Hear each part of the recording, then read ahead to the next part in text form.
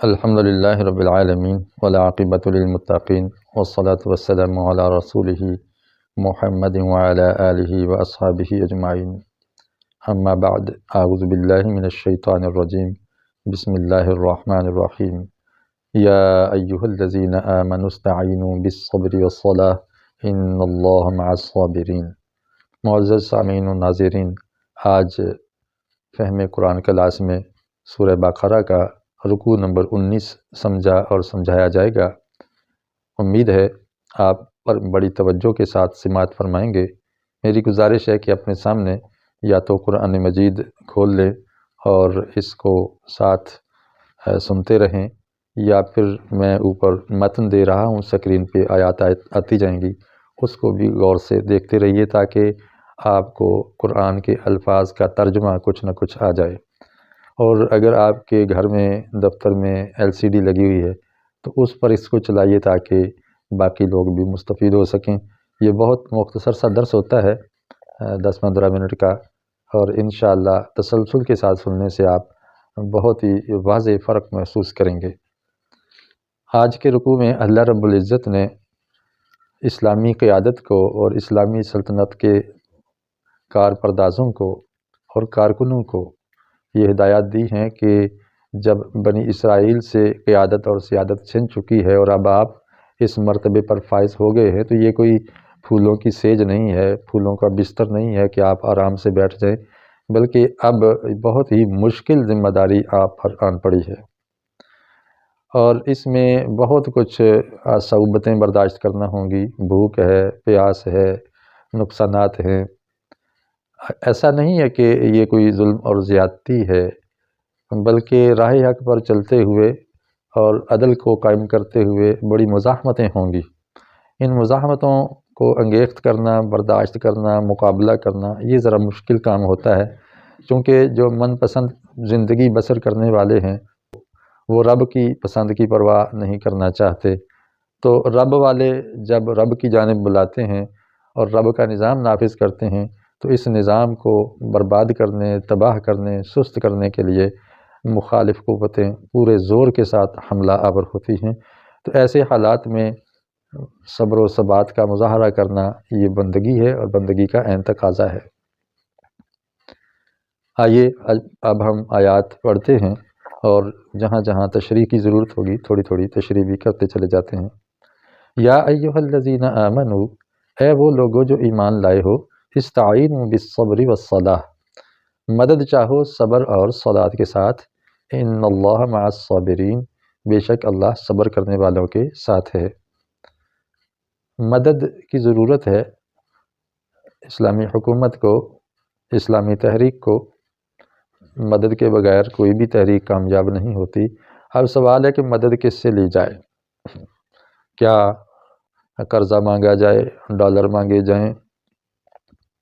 کیا کفار فوجوں کی حمایت مانگی جائے، یا جس نام سے آپ تحریک برپا کر رہے ہیں، جس کی طرف آپ بلا رہے ہیں، اس سے مدد مانگی جائے؟ ظاہر ہے جس نظریے اور تہذیب کو لے کر، جس سسٹم کو لے کر آپ چل رہے ہیں، اس تہذیب کے خالق سے ہی مدد مانگنا ہوگی، اور وہ اللہ کی ذات ہے۔ مدد کے لیے دو چیزوں کی ضرورت ہے، ایک آپ صبر سے مدد لیں اور دوسرا نماز سے مدد لیں۔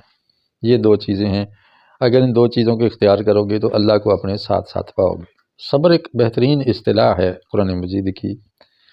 صبر کا لفظی معنی ہے رک جانا، روک دینا اپنے آپ کو، یعنی جو آپ نے آئیڈیالوجی اختیار کی ہے، جو سوچ، جو نظریہ قائم کیا ہے، اور اس کے لیے جو آپ نے رب کی رہنمائی میں نظام بنایا ہے، اس پر ڈٹے رہو۔ اس موقف سے پیچھے نہیں ہٹنا، سرے منہ بھی پیچھے نہیں ہٹنا، چاہے جتنا مرضی دباؤ آ جائے، چاہے جتنی مرضی مجبوریاں آ جائیں، آپ اس پر جمے رہیں گے۔ اس کی وجہ سے کوڑے برستے رہیں، پتھر برستے رہیں، اور زبان کے تیر و نشتر برستے رہیں، آپ پرواہ نہیں کریں گے، آپ ڈٹے رہیں۔ اس طرح اللہ تعالیٰ آپ سے خوش ہوگا کہ یہ میرا دعویٰ لے کے اٹھا ہے اور جمع ہوا ہے، تو اللہ تعالیٰ آپ کے ساتھ ہو جائے گا۔ دوسرا نماز ہے۔ رب کے ساتھ تعلق جتنا مضبوط ہوگا اتنا ہی آپ فتح یاب ہوں گے۔ جس فوج کا رابطہ اپنی ہائی کمانڈ کے ساتھ ہوتا ہے، ہیڈ کوارٹر کے ساتھ ہوتا ہے، وہ فوج زیادہ اپڈیٹ بھی رہتی ہے اور اس کے ساتھ تعاون بھی ہوتا رہتا ہے۔ اس لیے اللہ تعالیٰ نے یہ بہت ہی پیارا فارمولہ دے دیا کہ اگر آپ اپنا نظام جو لے کر اٹھیں غالب کرنا چاہتے ہو اور تو اپنے ہیڈ کوارٹر یعنی اللہ رب العزت کے ساتھ رابطہ استوار رکھو۔ جیسے اقبال کا شعر ہے، پیوستہ رہ شجر سے امید بہار رکھ۔ شجر طیبہ یہ قرآن مجید ہے، اس کے پاس ساتھ پیوستہ رہیے، اٹھتے بیٹھتے اس سے فیض حاصل کرتے رہیے، آپ اللہ کو اپنے ساتھ پائیں گے۔ اور میں وَلَا تَقُولُوا لِمَن يُقْتَلُ فِي سَبِيلِ اللَّهِ اموات، نہ کہو اس شخص کو جو قتل ہو گیا ہے اللہ کی راہ میں مردے، جو اللہ کی راہ میں مارے جائیں ان کو میت یا مردہ مت کہو کہ ان کو موت آ گئی ہے، بل احیاء، بلکہ وہ زندہ ہیں، ولیکن لا تشعرون، لیکن تمہیں اس کا شعور نہیں ہے، ان کی زندگی کیسی ہے، عالم برزخ میں ہے، ہمارے سامنے تو وہ ظاہر قبر میں پڑے ہوئے ہیں، نظر نہیں آ رہے، کوئی حرکت، کوئی ان کی خوشی، کوئی ان کی تعیش نظر نہیں آ رہا، لیکن اللہ کے ہاں وہ عیش وادی زندگی بسر کر رہے ہیں، ہمیں اس کا شعور نہیں۔ اچھا، اس بات سے اللہ تعالیٰ ایک بہت ہی حوصلہ پیدا کرنا چاہتے ہیں ہمارے اندر۔ جب بندہ موت کا لفظ سنتا ہے تو اس کی ہمت پست ہونے لگتی ہے کہ اچھا فلاں مر گیا، اتنی فوج مر گئی، اتنے فوج ہمارے مجاہد مر گئے، یہ موت کا لفظ ہی نہ بولو۔ دیکھیں لفظوں کے اندر بڑی تاثیر ہوتی ہے، لفظ سوچ سمجھ کے ادا کرنے چاہیے۔ ہم نے پیچھے پڑھا کہ آپ رائنا نہ کہو، انظر نہ کہو، اب یہاں ایک اور لفظ تبدیل کیا جا رہا ہے کہ اپنے راہ خدا میں مرنے والے کو مرنے والا نہ کہو بلکہ شہید کہو۔ شہید کا لفظ حوصلہ دیتا ہے۔ اب تو ماشاءاللہ ہمارے غیر مسلم اقوام بھی اپنے مرنے والے فوجیوں کو شہید کہتے ہیں، اس سے حوصلہ بڑھتا ہے۔ تو اللہ تعالیٰ نے فرمایا کہ جو راہ خدا میں کام آ جاتے ہیں ان کو مردہ مت کہو بلکہ وہ اللہ کے ہاں زندہ ہیں، اور ایک جگہ فرمایا وہ رزق پا رہے ہیں، ان کی روحیں سبز پرندوں میں ہیں حدیث کے مطابق، اور وہ اس میں اڑتے پھر رہے ہیں۔ حضرت جعفر رضی اللہ تعالیٰ عنہ کو طیار کا لفظ دیا گیا ہے کہ وہ گویا اڑ رہے ہیں طیارے کی طرح، طائر کی طرح، پرندے کی طرح، حالانکہ ان کے بازو کٹے ہوئے تھے، جب وہ شہید ہوئے تو بازو کٹ گئے، اللہ تعالیٰ نے ان کو اگلے جہان میں بازو عطا فرما دیے، پر عطا فرما دیے۔ وَلَنَبْلُوَنَّكُمْ بِشَيْءٍ مِّنَ الْخَوْفِ وَالْجُوعِ وَنَقْصٍ مِّنَ الْأَمْوَالِ وَالْأَنفُسِ وَالثَّمَرَاتِ وَبَشِّرِ الصَّابِرِينَ۔ اللہ فرما رہے ہیں کہ ہم ضرور بھی ضرور تمہیں آزمائیں گے، تمہاری ابتلا کریں گے، تمہیں مبتلا کریں گے۔ لَنَبْلُوَنَّكُمْ، تمہیں بلاؤں سے دوچار کریں گے۔ بلائیں کون کون سی ہوں گی؟ خوف ہے، بھوک ہے، مال کی کمی ہے، جانوں کی کمی ہے، پھلوں کی کمی ہے، یہ سارے نقصانات آپ کو پہنچیں گے۔ سید منور حسن رحمہ اللہ سابق امیر جماعت اسلامی ایک دفعہ درس سیرت دیتے ہوئے کہہ رہے تھے کہ جس بندے کا تعلق اللہ کے رسول علیہ السلام سے ہو جاتا ہے، محبت ہو جاتی ہے پیارے پیغمبر سے، تو اس کا مال، دنیاوی مال گھٹتا ہے، بڑھتا نہیں ہے، کمی ہوتی جاتی ہے، نقصان ہوتا جاتا ہے، لیکن اس کے دل کو اطمینان ہوتا جاتا ہے۔ یہ ایسا نقصان ہے جس میں اطمینان ہے، وگرنہ تو دنیاوی نقصان کے اندر پریشانی لاحق ہوتی ہے نا۔ یہ ایسا نقصان ہے جس میں بندہ مومن کو اطمینان ہوتا ہے، اس وجہ سے کہ اس کا رب بھی اس سے خوش ہو رہا ہوتا ہے۔ علامہ اقبال رحمہ اللہ نے فرمایا نا کہ تو بچا بچا کے نہ رکھ سے، تیرا آئینہ ہے وہ آئینہ، کہ شکستہ ہو تو عزیز تر ہے نگاہ آئینہ ساز میں۔ یہ جو آئینہ ہے، یہ جتنا شکستہ ہوتا ہے، ٹوٹتا پھوٹتا ہے، اس آئینے کا خالق اتنا ہی خوش ہوتا ہے کہ دیکھو میرے نام پہ اس نے سارے اعضاء کٹوا دیے۔ اور قیامت کے دن جب اللہ پوچھے گا اپنے شہید سے کہ آپ کے بازو کو کیا ہوا، تو شہید کہے گا کہ یا اللہ تیری رضا کی خاطر تیری راہ میں کٹوا دیا۔ پوچھے گا تیرے پاؤں کو کیا ہوا، یا اللہ تیرے راستے میں کٹ گیا۔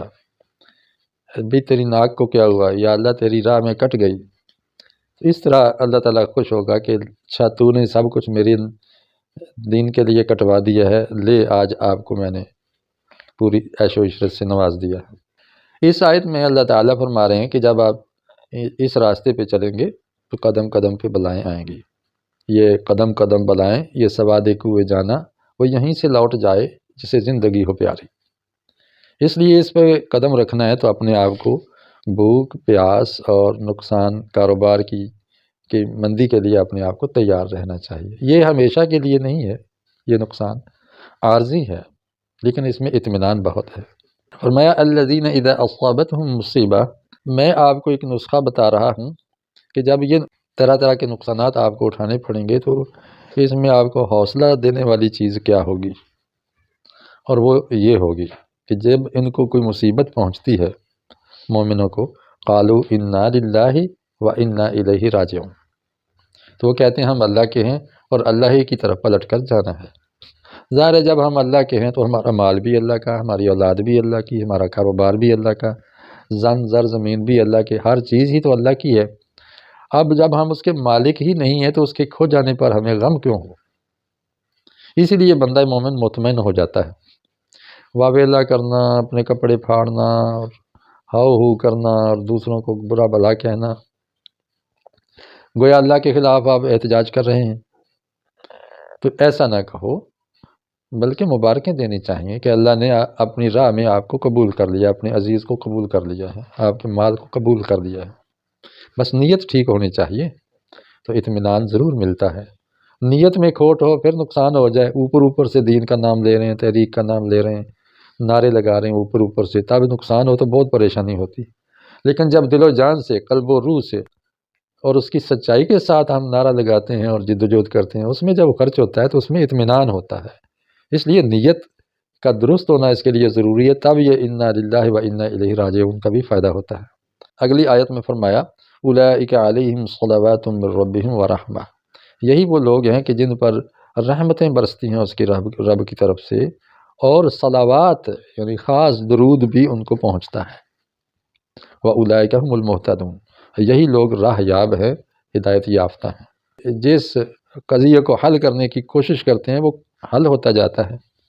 ان کو کاروبار سلطنت سجھا دیے جاتے ہیں، ان کو نظام معیشت سمجھا دیا جاتا ہے، ان کو سیاست کرنے کے خم و پیچ بھی سکھا دیے جاتے ہیں، ان کے راستے آسان کر دیے جاتے ہیں۔ والذین جاہدوا فینا لنہدینہم سبلنا وان اللہ لمع المحسنین، جو میری راہ میں جد و جہد کرتے ہیں تو ہم اس کے لیے راستے آسان کر دیتے ہیں، رہنمائیاں کر دیتے ہیں۔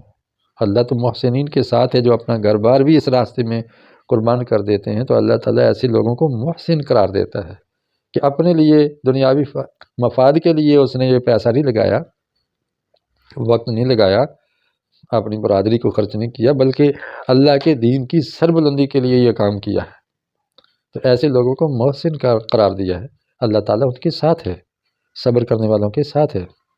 تو اللہ فرما رہے ہیں کہ اگر تم راہ حق پہ چلتے ہوئے نقصان اٹھاؤ گے اور اس پر صبر کا مظاہرہ کرو گے، نمازوں کی پابندی زیادہ کرو گے، اللہ سے مدد اور تعاون مانگو گے، تو اللہ کو اپنے ساتھ پاؤ گے۔ آگے اللہ تعالیٰ نے ایک ضمنی مسئلہ بیان فرمایا ہے، ان الصفا والمروۃ من شعائر اللہ، یہ صفا اور مروہ اللہ کی نشانیاں ہیں۔ فمن حج البیت او اعتمر، اب جو بھی بیت اللہ کا حج کرے یا عمرہ کرے، فلا جناح علیہ ان یطوف بہما، تو اس پر کوئی حرج نہیں کہ وہ ان دونوں پہاڑیوں کے چکر لگائے، طواف کرے۔ صفا اور مروہ تو نشانیاں اس طرح ہے کہ حضرت ہاجرہ علیہ السلام نے اپنے بیٹے اسماعیل علیہ السلام کو پانی پلانے کے لیے چکر لگائے تھے، تلاش کیا پانی، کبھی اس پہاڑ پہ کبھی اس پہاڑ پہ، 7 چکر لگائے، اور آج تک حاجی لگا رہے، قیامت تک لگاتے رہیں گے۔ اللہ نے ان کی اس ادا کو زندہ رکھا۔ اب جب چلتے چلتے قوموں کے اندر خرافات آ جاتی ہیں، بدعات آ جاتی ہیں، تو وہاں بھی ایک پہاڑی اور دوسری پر نائلہ کا بت سجا دیا مشرکین مکہ نے، ان کے استھان بنا دیے۔ مدینہ والے لوگ منات کو مانتے تھے، وہ نائلہ کو نہیں مانتے تھے۔ اب وہ پوچھنے لگے کہ نبی علیہ السلام سے کہ ہم جب مسلمان ہو گئے ہیں تو انہوں نے تو منات سے بھی انکار کر دیا، اس نائلہ سے بھی بیزار ہیں، تو وہاں بت رکھے ہوئے ہیں، چکر بھی لگانے ہیں، یہ لگائیں یا نہ لگائیں، کہیں شرک تو نہیں ہو جائے گا؟ تو اللہ تعالیٰ نے اس کا جواب دے دیا کہ نہیں، آپ اپنی نیت کے ساتھ آپ چکر لگائیں، باقی یہ جو منسوب ہو گئے بتوں کی طرف، یہ اللہ تعالیٰ اس کا کوئی حل نکال دے گا، آپ صفا اور مروہ کا ضرور چکر لگاتے رہیے۔ ومن تطوع خیرا، اب جو کوئی دل کی چاہت کے ساتھ اور بہتر کام کرے گا، فإن اللہ شاکر علیم، اللہ تعالیٰ قدردان ہے اور جاننے والا ہے۔ ان الذین یکتمون ما انزلنا من البینات، اب ایک بہت ہی گھنونا کام ہے جو اللہ کو سخت ناپسند ہے، سب سے زیادہ غضبناک ہوتا ہے اللہ تو اس بات سے ہوتا ہے کہ جو لوگ چھپاتے ہیں، ان الذین یکتمون ما انزلنا من البینات، ہم نے جو بینات نازل فرمائی ہیں اس کا کتمان کرتے ہیں، چھپاتے ہیں، لوگوں کے سامنے بیان نہیں کرتے، حالانکہ ہم نے بیان کر دی ہیں۔